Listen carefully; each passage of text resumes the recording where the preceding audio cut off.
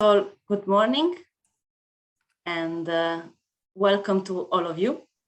I'm Anna. I'm a therapy development specialist in FEops, and I'm glad to welcome you in this educational session organized by FEops at London Valve 2021. The education objective of this session today is to present preliminary data from PRECISE-TAVI registry, and this will be supported also with a case discussion, just to be as close as possible with your clinical interest, with your clinical reality. We also want to ensure interactivity in this session. This is why we have polls. So we will ask you to answer to quick questions. We will discuss the feedback with the speaker. And also there is the possibility to ask questions during all the session. I will be checking the chat for this purpose, and I will share the question with the speaker. In this 30-minute session today, we will focus on the preliminary data from PRECISE-TAVI registry, studying the values of FEops HEARTguide in complex TAVI intervention, which is mostly supported by Medtronic devices.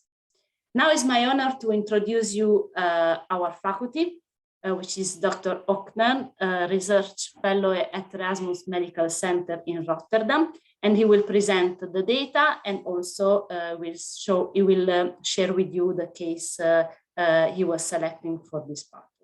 Now it's time to give the floor to our speaker, to our faculty, and so it's a pleasure to introduce Dr. Ochner.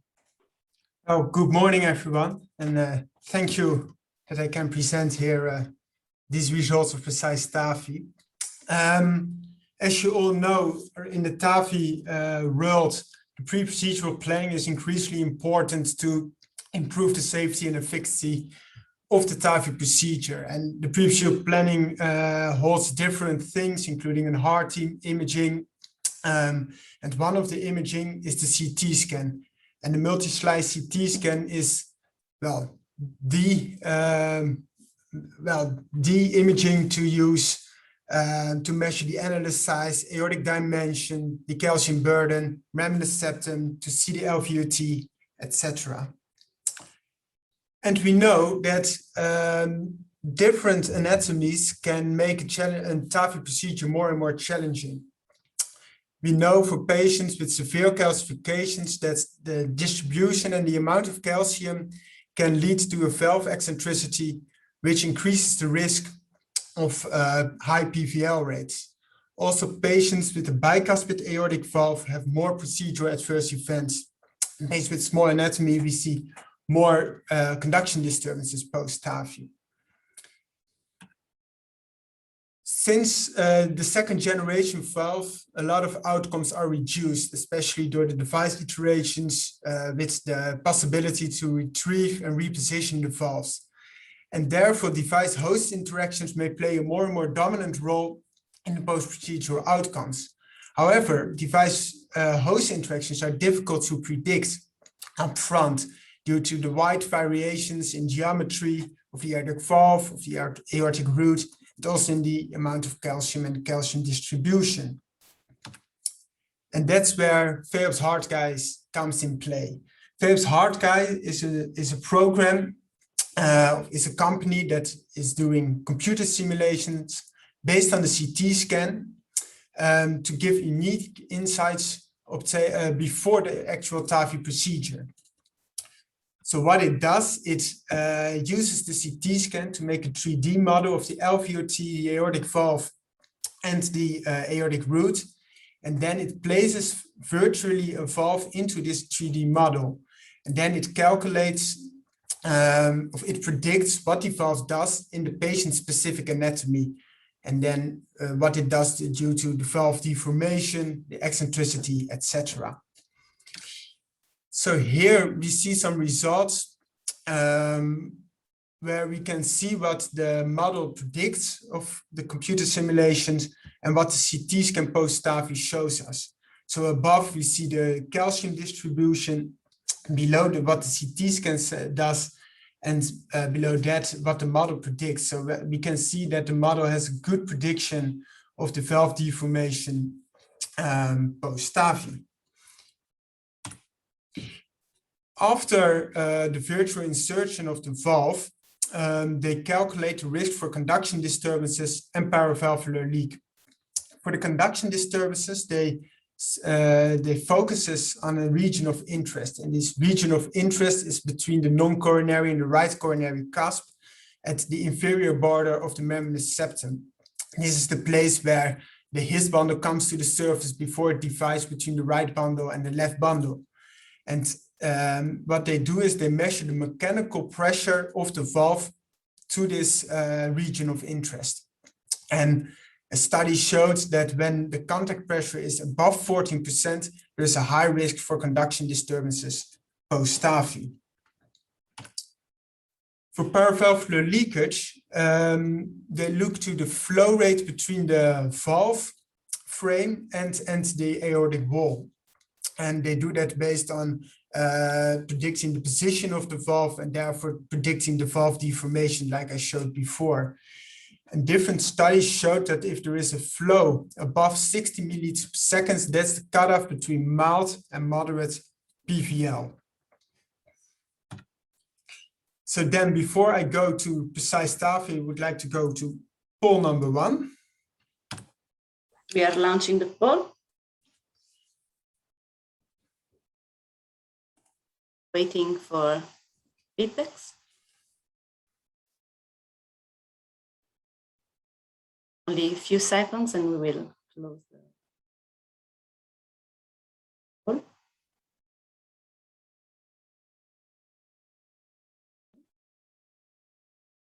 few seconds more. Okay.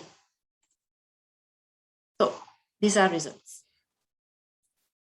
How do you see these results? So what we see is that actually everybody is willing to see or actually are looking for additional tools besides the preoperative tools that most centers are using. And I think that's something that well, that we also want to, that we also see the additional value of FEops. So let's continue to the results to show what we see in the first patients included in our study.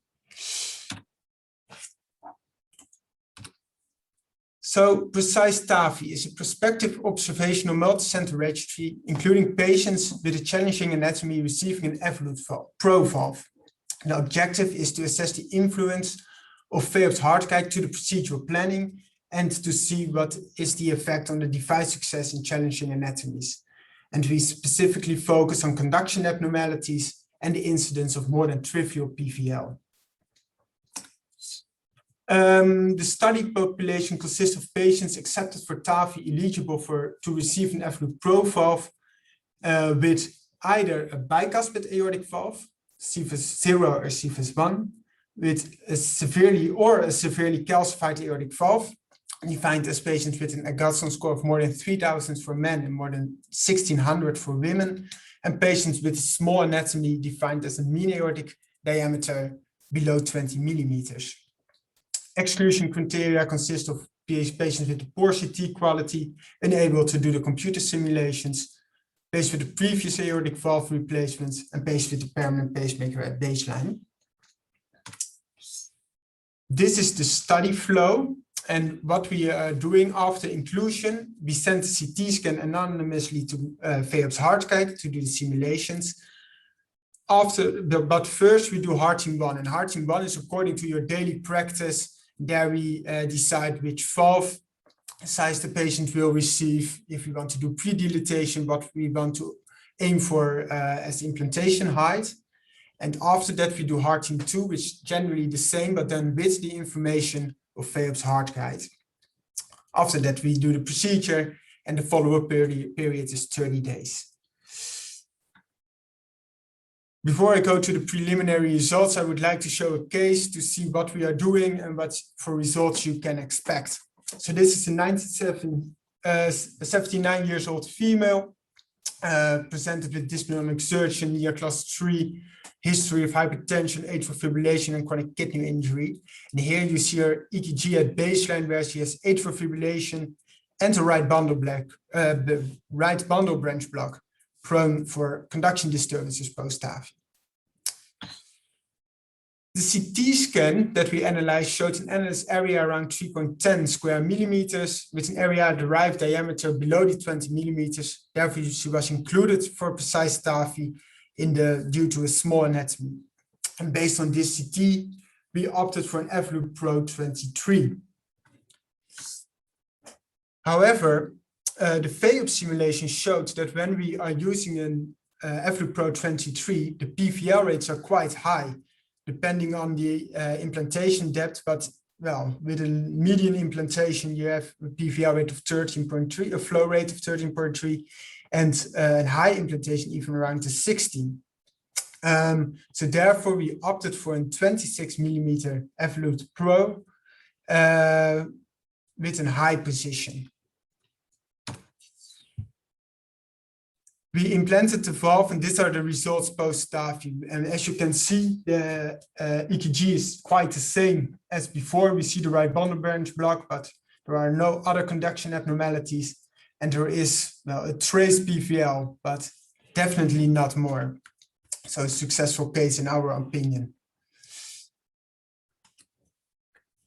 If we go to the results of the first 33 patients, we see that these patients had a mean age of 76.1, that 70% was female with a mean BMI of 30.5. Medical history is according to a general TAVI population. CT data showed an annulus area of 426 square millimeters and severely calcified aortic valves with an Agatston score by the males of around 4,700 and for the females of 2,500. 5 patients were included because of a bicuspid aortic valve, 22 because of severely calcifications, and 6 patients because of a small diameter. In these patients, in 40% of the cases, there was a change after hearting 2 due to the FEops simulations. In 30% of the cases, we changed the implantation height, most often opted for a higher implantation, and also in 3 cases, we changed the valve size.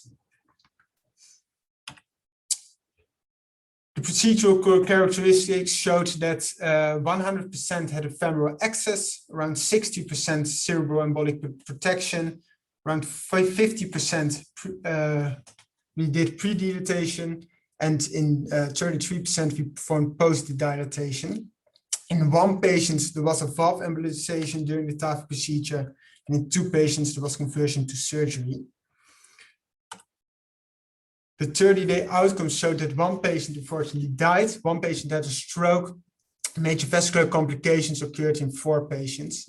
6 patients received a new pacemaker, and in 25% of the cases, the paravalvular leak was mild or more. And if we divide these between the different inclusion criteria, the bicuspid aortic valve, only 1 patient had more than mild PVL. Patients with severe calcifications in 18% had a new pacemaker and 27% had mild or more PVL. The small diameter was a high risk for conduction disturbances. Here we dive a little bit deeper in the PVL rates. And what we see is that, like I said, 25% of the patients had a mild or more PVL. On the right side, we see the numbers from the FORWARD Pro study, the post-market study of the FLoop Pro, where almost 40% of the patients had mild or more PVL. So with FEops, we see definitely lower rates of mild or more PVL. And mind you, the patients in the FORWARD Pro study were all patients eligible for an FLoop Pro. But in our study, we have some more challenging anatomies. If we look to the FEops analysis, this table showed first the analysis after hearting 2. So that's our planned FEops analysis. and below the FEops analysis based on the implantation depth post-TAVI. There are some differences because well, sometimes an implantation is a little bit deeper than you opt for, but we will talk about that in the discussion. But what we see according to the patients with the implantation depth, that there is definitely a trend that patients with mild PVL have a higher flow rate according to the FEops analysis. So if you have mild or more PVL, you have a flow rate around 10. Well, if you are have none to trace PVL, it's around 3 milliliters per second. Then we go to the conduction disturbances, and there we see quite the same. Based on the implantation depth, patients with the new pacemaker had a contact pressure index of 18%, way above the 14% cutoff, while patients with no pacemaker had a median contact pressure index of 9%. So in conclusion, we think that FEops HEARTguide is of added value to the pre-procedural planning. It gives insight in the mechanical effects of the valve in the patient-specific anatomy, and it visualizes and predicts the risk of paravalvular leak and conduction disturbances post-TAVI. If we look which patients should benefit the most for the FEops analysis, we think that patients, the most benefit are in patients with an analyst size in the so-called gray zone. So if you doubt between two valve sizes, I really think that FEops is of added value to give insights in the risk of PVL and conduction disturbances post-TAVI. Also in patients with established risk factors for conduction disturbances, think about a right bundle branch block, and a patient with severe calcification, especially the amount and the location of the PVL, it's worthwhile to know before you implant the TAVI valve. What are the, well, for FEops in the future, what are the main challenges? In our opinion, the main challenge is to implant the valve at the height of the actual simulations. And there are some difficulties in this because the simulations are done on the CT scan. During the TAVI, we have angiography, and we know between CT and angiography, the correlations is not always that good. Some studies showed that optimal implantation depth is often not reached, unfortunately. And that's due to some anatomical variations. Think about the horizontal aortic valve. And that's also what you can see in this slide. So this was a patient where we aimed for a high implantation of the FLU Pro. And as you could see on the left, the patient, according to the FEops simulations, there should be no PVL. However, unfortunately, there was a little bit a lower implantation depth, which resulted in a mild PVL, which also was predicted in the FEops simulations with a lower implantation depth. So before we go to the questions, I think we could do poll number 2. Yeah, I'm launching the poll. Waiting for feedbacks.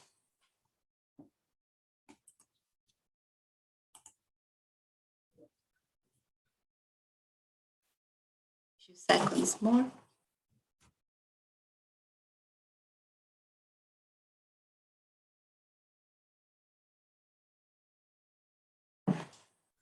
Okay. Wow. 100% really sees this innovation in the pre-operative planning could predict potential complications. And I think this, well, I really agree on this. In the future, we try to aim for a more tailored, patient-tailored approach. And we know every anatomy in the patient's, every anatomy is patient-specific. So the option to really do computer simulations in the patient-specific anatomy to predict upfront different risks like conduction disturbance, like paravalvular leak, can definitely help a patient receiving a TAVI procedure. With that conclusion, I would like to end my presentation and wondering if there are some questions regarding FEops or the study. Yeah. Okay.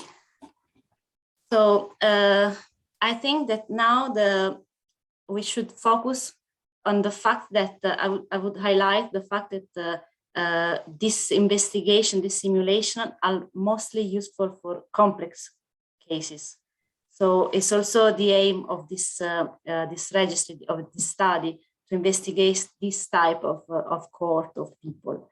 And so how do you feel the use of this platform? In the sense, do you see that is useful with the limitation, of course, in the position of the implantation, but do you think it can be useful because it's very important to how to say, to talk about the clinical validation of a tool when you are proposing it? Well, I especially in the patients where they have an extensive amount of calcium, we really it's really nice to see what is the risk for paravalvular leak, and therefore I think FEops is a great tool not only to to calculate the amount, but also to the location. So you can really change your pre-procedural planning, for example, at pre-dilatation, or change the implantation depth before you definitely start your procedure. And the second one is the patients where we see, well, that are in the gray zone between two valves, and we valve sizes, I'm sorry. Those are difficult choices because a higher valve has other risk factors than a valve that's too small. And well, I think in those cases as well, it's very interesting to see what it does to implant a specific valve size into a patient. So therefore, I think these computer simulations are especially of added value. If it's in all patients, well, maybe in the future, but I think it's for specific cases at this moment. Can you hear me? Yes. I'm Christian. So first of all, thank you for a great talk. I'm here in London with a listening. Is when you paying with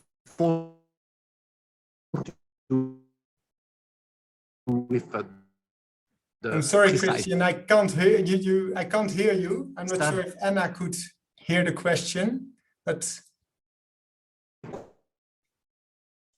yeah, Christian, the connection is not good. Can you use the chat? I cannot. I cannot use the chat. Now it's better. So you have. I cannot. Question in WhatsApp. Question in the WhatsApp might look.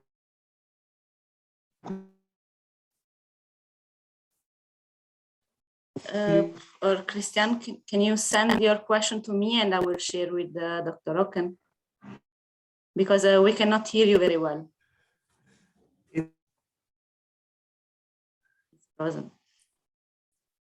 Yeah. Waiting your question. What question in the WhatsApp? Sorry for this interruption, but he's in London. He's attending London Valves in person, so probably the connection is not good because there are many people with the same network. All jealous that he's here there. Yeah, I'm just waiting his question. Send it to you. Oh. Now it's completely. What's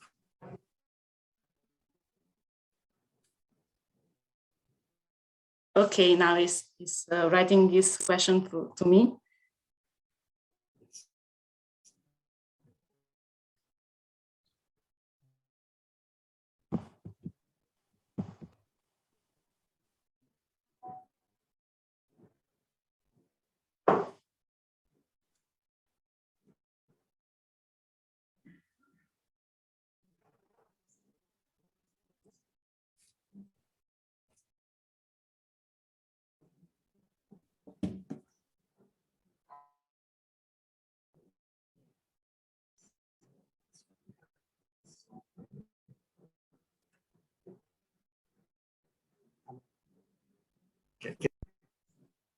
No.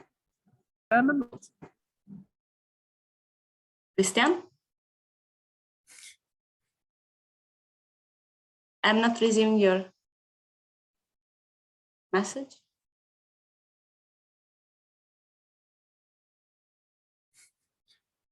He's trying to show it on screen. Yeah, no, That's probably you want to ask also if also using the pro valve, the insertion to fix the right height is difficult or not. Is correct? Okay, good. Is the right question. So the question is Also using the pro device is when using the pro device is also difficult to select exactly the position. So it's also difficult to place the device in high position, or is more easier? Well, there are a lot of studies at this moment to see if different angulations, for example, the cusp overlap view, are of added value to implant higher.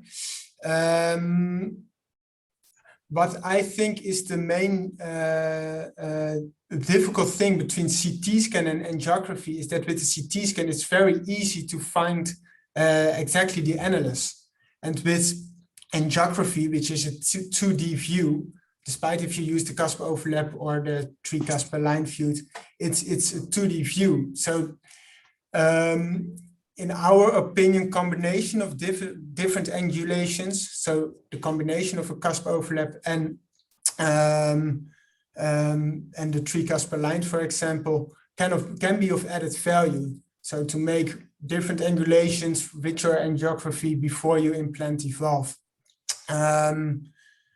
I think this is a hot topic at this moment, and that there are a lot of investigations done to find the best way to copy the measurements of the CT scan to your angiography. And in my opinion, there is no difference between the different valves. The added value of the FLU Pro to retrieve and therefore to start again for a higher implantation, well, that's perfect in these cases. Okay, we also now have another question, and is about what sort of your personal comparison about the results, the preliminary results in PRECISE-TAVI and the Forward Pro trial. Yeah. Do you have any? Can you do any comparison if you're something similar? Well, the Forward Pro, we definitely look to that for the PVL rates, the paravalvular leak, because we wanted to give the studies a so-called objective performance goal to do it better than all patients receiving an FLU Pro, despite the fact that these are patients with a challenging anatomy. And like I said, in the Forward Pro study, around 40% of the patients has mild PVL and 2% moderate, I think. So above 40%. And here, although it's 33 patients, but we definitely see that it's lower. And I really think that one of the things is that it is low is that we use the FEops simulations, because you give yourself more information during the pre-procedural planning to plan the TAVI procedure as perfect as possible. And I really believe that using computer simulations like this helps to make the best planning for a patient. And like I said, do you want to do pre-dilatation, yes or no? Which valve size do you want to use? How deep or how high do you want to implant? And this gives great insights in what you want to accomplish. So I really believe that the difference will be made there. Yeah, also because both studies are on complex cases, so it's good to make a sort of comparison. Exactly. Okay. Dear Dr. Rocklen, I thank you for this interesting session and for all your comments you provide us. And I also want to thank the audience for participating. And I wish you would like to to visit our website for additional information and to test the platform. And thanks again. And I wish you a good London Valves 2021. Thank you.